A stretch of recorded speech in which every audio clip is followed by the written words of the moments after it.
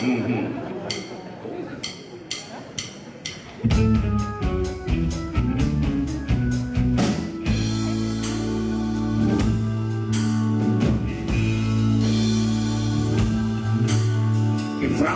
hast du den Peppi gesehen? Der war doch grad noch da. Gusto, bis er du vielleicht beginnt seit einer Stunde, such ich am schon. Der Peppi mit dem Watschen sich mit den Brünnen und den falschen Zähnen. Weiß nicht keiner, wo er ist, wo er blieb. Niemand erwähnt.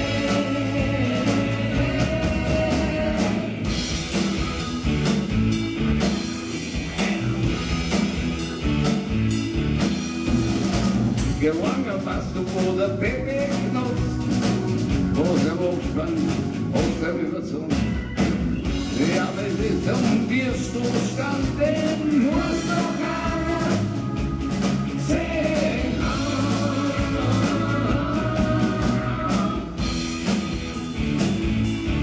Wo ist der Peppi? Solo!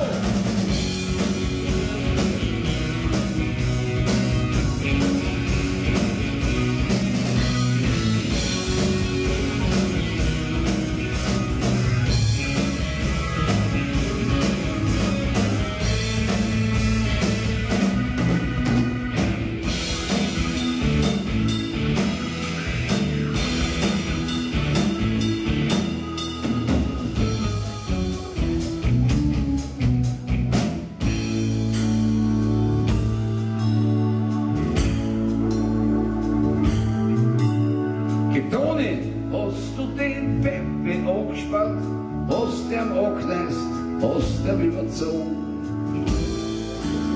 Der Peppi, der vom Würstel stand, den muss doch einer gesehen haben. Der Peppi, der ein bisschen trinkt, wir haben ihn gestern erst begraben. Der aus dem Mund so stinkt, den muss doch einer